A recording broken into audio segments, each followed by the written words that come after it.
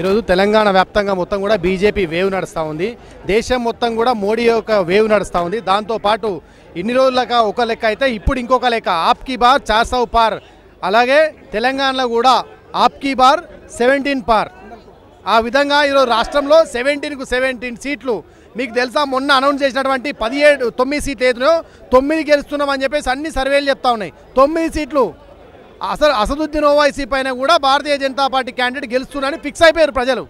War one సైడే ఉంది. ఇక్కడ కూడా మోడీ యొక్క వార్ వన్ సైడ్ ఉంది. ఇక్కడ పెద్ద ఆలోచించాల్సిన అవసరం లేదు. తెలంగాణ బ్రహ్మాండమైన మెజార్టీతోని అన్ని చోట్ల గెలవబోతున్నారు. ఎక్కడ కూడా సుమారుగా 60,000కు తక్కువ ఓట్ల మెజార్టీ కాకుండా ప్రతి ఒక్కరు కూడా 60,000 పైన మెజార్టీతో గెలిచే అవకాశం ఉందని చెప్పేసి మీరు నేషనల్ ఛానల్ ఇచ్చిన ప్రతి ఒక్క సర్వేలో తెలుస్తూ ఉంది. ఇక్కడ మీ ప్రత్యర్థి పార్టీ ఎవరని భావిస్తున్నారు? ఇప్పుడు అధికారంలో ఉన్న కాంగ్రెస్ పార్టీ అని భావిస్తున్నారా, లేకపోతే 2 సార్లు అధికారంలో ఉన్న బీఆర్ఎస్ పార్టీ అని భావిస్తారా? నక్కకు నాగలోకానికి తేడా ఉన్నట్టుంది కథేడా. ఎందుకు నేను ఈ మాట చెప్తున్నా అంటే కాంగ్రెస్ పార్టీ దరిదాపుల్లో కూడా లేదు. టీఆర్ఎస్ పార్టీ మొత్తానికే భూస్థాపితం అయిపోయింది.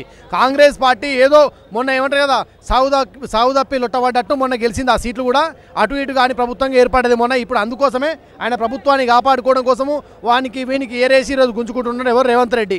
ఆయనకు కూడా తెలుసు ఈ ప్రభుత్వం ఎక్కువ రోజులు నిలబడదని చెప్పేసి.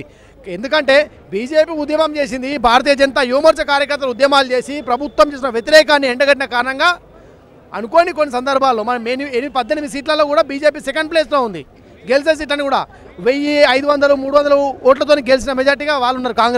కాంగ్రెస్ ఏడలేదు పోటీలా. ఇంకో విషయం, ఈ ఎలక్షన్ ముఖ్యంగా మోడీ వర్సెస్ మిగతా అందరూ ఎవరైతే దేశద్రోహులు మిగతా కూటమిలు ఉన్నాయో ఈ కూటమిలందరినీ కలిపి పెట్టుకున్నారు. కాబట్టి ప్రజలంతా సిద్ధంగా ఉన్నారు మోడీకి పట్టం కట్టాలని చెప్పేసి. తెలంగాణలో కూడా మా అధ్యక్షులు కిషన్ రెడ్డి గారి నేతృత్వంలో 17కు 17 సీట్లు మేము గెలవబోతున్నాం. అందుకే మీరు చూడండి మునుపెన్నడూ లేని విధంగా ఒకేసారి 9 సీట్లు తెలంగాణలో ఇమీడియట్లీ ప్రకటించింది. అంటే తెలంగాణలో ఏ స్థాయిలో భారతీయ జనతా పార్టీ ఉందని మీరు అందరూ కూడా దీన్ని గమనించాలి. అయితే గత అసెంబ్లీ ఎన్నికల ముందు బండి సంజయ్ అధ్యక్షుని ప్లేస్లో కిషన్ రెడ్డి నియమించడం ద్వారా తెలంగాణలో కొంతవరకు బీజేపీ బలహీనపడిందని మాట్లాడుతున్నారు. గత ఎమ్మెల్యేలను చూసుకుంటే రాజసింగ్ తప్ప ఎవరు గెలవలేదు, అంత కొత్త వాళ్ళు గెలిచినప్పటికీ. అయితే మిగతా పార్టీలకు బీజేపీకి తేడా ఏంటంటే BJP cadre based mass organisation. ఇక్కడ కార్యకర్తలు ముఖ్యము, అధ్యక్షుడు లీడర్లు ఇది మా అందరు సమానమే. ఈరోజు బండి సంజయ్ గారు రేపు ఇంకొకరు ఉంటారు. ఇట్లా వ్యక్తి కాదు, ఇక్కడ సంస్థ. అందుకే పార్టీ ఏదైతుందో పార్టీ తర్వాతనే ఆ లీడర్ వస్తాడు. కాబట్టి ఇక్కడ బండి సంజయ్ గారినో ఇంకొకరిని కాదు, కానీ ఎలక్షన్లో ప్రజలు ఒక రకంగా తీర్పిచ్చారు. ఆ తీర్పును మేము స్వాగతించినాం. పార్లమెంట్ ఎలక్షన్లో మాకు ఇంక మొన్న గెలిచిన కాంగ్రెస్ ఎమ్మెల్యేలు కదా వాళ్ళే ఫిక్స్ అయ్యారు. ఎమ్మెల్యే క్యాండిడేట్ కూడా మేము నెక్స్ట్ బీజేపీకి ఓటేస్తామని కాంగ్రెస్లో పోయారు. వాళ్ళు ఎమ్మెల్యేలు గెలిచిన వాళ్ళు కూడా ఈరోజు పోయి మోడీకే ఓటేస్తారు. అలా కూడా ఎందుకంటే వాళ్ళకి తెలుసు దేశం సురక్షంగా ఉండాలంటే, ఈ ధర్మం రక్షణగా ఉండాలంటే మేమంతా కూడా ఉండాలి సుభిక్షంగా అనుకుంటే భారతీయ జనతా పార్టీ రావాలి, మోదీ గారు మళ్ళీ ప్రభుత్వం ఏర్పాటు చేయాలని చెప్పేసి అక్కడున్న లీడర్ కూడా కోరుకుంటారు. ఇప్పుడు ప్రస్తుత సీఎం రేవంత్ రెడ్డి గారు ముఖ్యమంత్రి అయిన తర్వాత నరేంద్ర మోడీ గారు గత కొన్ని రోజుల కింద నల్గొండకు రావడం పట్ల, ఈ ప్రస్తుత సీఎం రేవంత్ రెడ్డి కలవడం పట్ల బీఆర్ఎస్ నాయకులు కాంగ్రెస్ బీజేపీ చీకటి మిత్రులు 2 ఒకటే అని చెప్పి మాట్లాడుతున్నారు. ఇప్పుడు బీఆర్ఎస్లా కేటీఆర్కు అతి సన్నిహితుడు అయినటువంటి లీడర్లు ఉన్నారు కదా, బొంతు రామ్మోహన్ గారు ఇంకొకరు ఇట్లా చెప్పుకుంటే చాలా పేరున్నాయి. వీళ్ళందరూ ఎవరు కలుస్తారు? రేవంత్ రెడ్డి గారిని కలుస్తారు. మర్యాదపూర్వకంగా కానీ బయట లీకులు ఇస్తారు. అలా అంతొకటి కదా. ఇదే అక్బరుద్దీన్ ఓవైసీ, అసదుద్దీన్ ఓవైసీ పోయి లండన్లో కలుస్తాడు, కెనడాలో కలుస్తాడు, ఇక్కడ సభలలో కలుస్తారు, ఒకరోజు చెట్టాపాటాలు వేసుకొని తిరుగుతారు. ఇప్పుడు మీరు చెప్పండి, వీళ్ళు వచ్చి బీజేపీ లీడర్లు కలిసినా, వీళ్ళు పోయి కాంగ్రెస్ లీడర్లు కలిసినా, ఎవరు కలిసిరు ఎవరిని? ఇక్కడ చాలా క్లియర్ పిక్చర్ ఏంటంటే రాహుల్ గాంధీకి ఎవరు కావాలి? ఇక్కడ కేసీఆర్ కావాలి, ఇక్కడ అక్బరుద్దీన్ అసదుద్దీన్ ఓవైసీ కావాలి. కాబట్టి రాహుల్ గాంధీ ఏం చెప్తారు, ఢిల్లీ నుంచి ఏం చెప్తే ఇక్కడ గలీలో అదే నడుస్తుంది. వీళ్ళు ఏం నడవదు. ఇక్కడ రేవంత్ రెడ్డి హైదరాబాద్ టు ఢిల్లీకి అప్ అండ్ అవుట్ ఫ్లైట్లు బుక్ చేసుకొని తిరుగుతుండట. ఎందుకు తిరుగుతుండు అంటే అలయన్స్ కోసమే కదా. కాబట్టి ఇక్కడ కాంగ్రెసు, బీఆర్ఎస్, ఎంఐఎం ఈ మొత్తం కూడా ఒకటే కూటమి. బీజేపీ ఒక్కటే సింగిల్గా ఉద్యమం చేస్తుంది. బీజేపీ ఒకటే ప్రజల కోసం కమిట్మెంట్గా సింగిల్గా ఫైట్ చేస్తూ ఉంది. అయితే నిన్న జరిగిన విషయం, యాదాద్రి విషయం సోషల్ మీడియాలో చూస్తున్నాం మనము.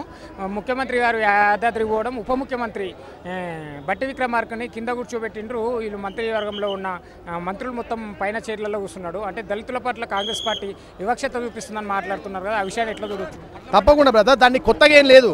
కాంగ్రెస్ నరనరాలను కూడా అది కేవలము అపీస్మెంట్ పాలిటిక్స్ చేస్తుంది. అది కూడా కేవలం ముస్లిం అపీస్మెంట్ పాలసీస్ తప్ప మిగతా ఉన్నటువంటి ఎస్సీలను కావచ్చు, ఎస్టీలను కావచ్చు, బీసీలను కావచ్చు, మైనారిటీ ఎవరు కూడా గౌరవించారు. వాళ్ళ అవసరాలకు అనుకూలంగా తీసుకోవడం తప్ప ఈరోజు దళితులను గౌరవించినటువంటి చరిత్ర దళితులను గౌరవించినటువంటి చరిత్ర కేవలం భారతీయ జనతా పార్టీ. ఎందుకంటే ఒకసారి అధికారంలోకి వస్తే ప్రెసిడెంట్ ఆఫ్ ఇండియా చేసినాం, రెండోసారి అధికారంలోకి వస్తే ఒక గిరిజనులను ప్రెసిడెంట్ ఆఫ్ ఇండియా చేసినాం. అంటే ఇలా కులాన్ని కాదు గుణం ముఖ్యం అనేటువంటిది బీజేపీ నమ్ముతుంది. బీజేపీ సిద్ధాంతం సోషల్ ఇంక్లూజన్ ఏదైతే ఉందో అది బీజేపీ యొక్క అంత్యోదయ ఏదైతే ఉందో ఈ ప్రతి గ్రామంలోని చిట్ట చివరి వ్యక్తి వరకు కూడా అందరూ ఒకటే వసుదైక కుటుంబం అనే భావంతో భారతీయ జనతా పార్టీ పనిచేస్తుంది. భారతీయ జనతా పార్టీ నరేంద్ర మోడీది కాదు, భారతీయ జనతా పార్టీ అమిత్ షాది కాదు, భారతీయ జనతా పార్టీ నడ్డా కాదు, భారతీయ జనతా పార్టీ భారతీయులందరిది. కాబట్టి ఇది అందరి పార్టీ కాబట్టే ప్రజలంతా దీని వెంట ఉన్నారు. అందుకే సబ్బండ వర్గాలకు సబ్బండ వర్ణాలకు సకల జనులకు కూడా ఒక మంచి రెస్పెక్ట్ కావచ్చు, గౌరవం కావచ్చు, వాళ్ళ వెల్ఫేర్ కావచ్చు. అదే మోడీ గారి విధానం, అదే బీజేపీ విధానం. కేంద్రంలో 2 సార్లు అధికారంలో ఉండి ప్రత్యేకంగా తెలంగాణ రాష్ట్రానికి ఏం చేసింది బీజేపీ? తెలంగాణ రాష్ట్రానికి ఏం చేసిన మమ్మల్ని కాదు, మొన్న అధికారం దిగి బలిపెక్కి మాట్లాడినటువంటి కేటీ రామారావు తెలుసు, వాళ్ళ నాన్నకు తెలుసు, ఇప్పుడు అధికారంలో కొనసాగుతున్నటువంటి ఈయనకు కూడా తెలుసు. అందుకే ఏమన్నాడు, మా తెలంగాణ డెవలప్ కావాలంటే మీ గుజరాత్ లెక్క డెవలప్ కావాలంటే మాకు మీరు నిధులు ఇవ్వాలని చెప్పిండు. ఎవరు అడిగారు? రేవంత్ రెడ్డి గారు అడిగారు. తెలంగాణకు ఈరోజు కేంద్ర ప్రభుత్వము అధికారం ఉన్నా లేకున్నా ఫెడరల్ సిస్టంలో అన్ని రకాలుగా ఈరోజు కనిపిస్తున్న స్కైవేలు, హైవేలు, ఫ్లైవేలు, వాటితో పాటు ఈరోజు స్మార్ట్ సిటీగా చెప్పుకుంటున్న హైదరాబాద్ కావచ్చు, కరీంనగర్ కావచ్చు, వరంగల్ కావచ్చు, ఇట్లా చెప్పుకుంటే స్మార్ట్ సిటీస్ కూడా అత్యేకమైన ఫండ్స్ చేయడం జరిగింది. ప్రతిరోజు సుమారుగా 500 కిలోమీటర్ల యొక్క ఏదైతే ఈ యొక్క హైవేస్ పడతా ఉన్నాయి అది కావచ్చు, ఓఆర్ఆర్ ఏదైతే ఇప్పుడు రీజనల్ రింగ్ రోడ్ 10,000 కోట్ల బడ్జెట్ శాంక్షన్ చేసింది కేంద్ర ప్రభుత్వం. ఎవరు శాంక్షన్ చేసిన? కేంద్ర ప్రభుత్వం కాదా? శ్మశానాలు కావచ్చు, నీళ్లు కావచ్చు, గ్యాస్ కావచ్చు, ఈ సెక్షన్లో మేము చేయాలనేది ప్రతి దాంట్లో ప్రతి రూపాయి కేంద్ర ప్రభుత్వం ఇచ్చేదే. మీకు ఒక గమ్మత్తు విషయం చెప్తా, సర్పంచ్లతో డిజిటల్ సైన్లు పెట్టించుకొని కేటీఆర్ ప్రభుత్వం మోడీ గవర్నమెంట్ డైరెక్ట్ సర్పంచ్లకు పైసలు ఇస్తుందని తెలిసి వాళ్ళ డబ్బులు వేయంగానే ఈడ ఆయన ఆన్లైన్లో కొట్టేసి ఆ పైసలు కూడా తిన్నారు 15,000 కోట్లు. ఇక చెప్పండి కేంద్ర ప్రభుత్వం ఏమి ఇవ్వలే? ఇచ్చిందా లేదా తెలంగాణకు? తెలంగాణలో ఉన్నటువంటి ప్రతి డబ్బులు ప్రతి వెల్ఫేర్ స్కీమ్లో కేంద్ర ప్రభుత్వం ఉంది. ఈరోజు ఉన్నటువంటి కరెంటు కావచ్చు, ఈరోజు ముఫ్తూ రేషన్ ఏదైతే ఉందో, ఫ్రీ రేషన్ ఉందో, ప్రతిదీ కూడా కేంద్ర ప్రభుత్వం ఇస్తున్నదే.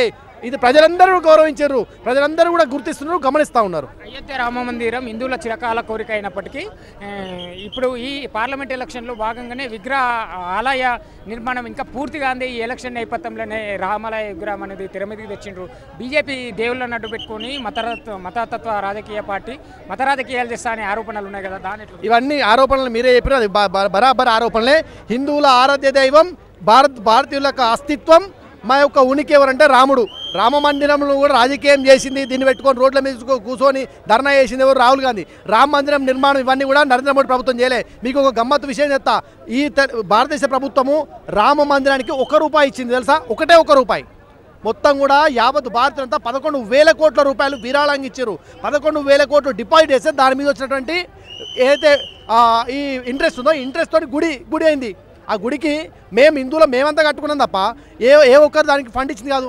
పైగా ఈరోజు రామ మందిరం యొక్క తీర్థ ట్రస్ట్ వాళ్ళు మాత్రమే నిర్వహించారు. అందరికి ఇన్విటేషన్ పంపించారు, మిగతా ప్రతిపక్షాలు పోయినాయి. నువ్వు పోలేదు ఎందుకు? నాకు ముస్లిం ఓట్లు పడాయని నువ్వు పోలేదు. హిందువులంతా డిసైడ్ అయినరు, రాముని గుడికి ఎవరు వస్తే వాళ్ళే మా నాయకులు. హిందుత్వాన్ని ఎవరైతే గౌరవిస్తారో, రాముడి అస్తిత్వాన్ని, ఈ దేశం యొక్క ఔన్నత్యాన్ని ఎవరు కాపాడుతారో వాళ్ళే మా లీడర్లని ప్రజలు ఫిక్స్ అయిపోయారు. నువ్వు ఇన్ని రోజులు ఎవరిని చేసినావు? అక్బరుద్దీన్, అసదుద్దీన్ లాంటి వాళ్ళు వేసుకొని తిరిగి నువ్వు అపీస్మెంట్ పాలిటిక్స్ చేసుకుంటా ఈ దేశాన్ని సర్వనాశనం చేసినావు. ఈరోజు సిఏఏ ఇంప్లిమెంట్ అవుతుంది, నిన్న చూసినాం కదా. ఎవరు ట్రిపుల్ తలాక్, ముస్లిం ఉమెన్స్కి అన్యాయం చేసిన వాళ్ళు ఎవరు? 70 సంవత్సరాల అధికారంలో నీ కాంగ్రెస్ కాదా? 70 సంవత్సరాల అధికారంలో ముస్లింలందరూ కూడా మీరు వ్యతిరేకం. బరాబర్ ఈరోజు ముస్లిం మహిళలు కూడా మోడీ గారికి అత్యంత మెజార్టీతో గెలిపియబోతా ఉన్నారు. ముస్లింలు ఉన్న చోట్ల కూడా మా మాధవి గారు ఏదైతే నిలబడుతున్నారో హైదరాబాద్ పార్లమెంట్ అది కూడా గెలుస్తున్నాం మేము. చివరిగా ఇప్పుడు 70 సంవత్సరాల స్వతంత్ర భారతదేశంలో 50 సంవత్సరాలకు పైగా కాంగ్రెస్ పార్టీ అధికారంలో ఉంది. వాళ్ళు చెయ్యంది 2 సార్లు అధికారంలో ఉండి బీజేపీ ప్రభుత్వం ఎందుకు చేసింది? వేరే పార్టీకి కాకుండా బీజేపీకి ఎందుకు ఓటేయాలంటే వాళ్ళు చేయకపోవడానికి కారణం ఏంటంటే వాళ్ళ పరివార పార్టీ, వాళ్ళ కుటుంబంలో రాహుల్ గాంధీ, రాబర్ట్ వాద్రా, ప్రియాంక గాంధీ, ఆ గాంధీ, ఈ గాంధీ తప్ప ఇంకోరు లేదు. ఇది మోడీకా పరివార్. మోడీకా పరివార్లో రమేష్ వస్తారు, మహేష్ వస్తారు, రామ్ వస్తారు, నువ్వు వస్తావు, నేస్తా, అందరు వస్తారు. కాబట్టి ప్రజలను డెవలప్ చేయాలనుకున్నాడు ఆయన. కమిట్మెంట్ ఉంది, కమిట్మెంట్ టువర్డ్స్ ద డెవలప్మెంట్.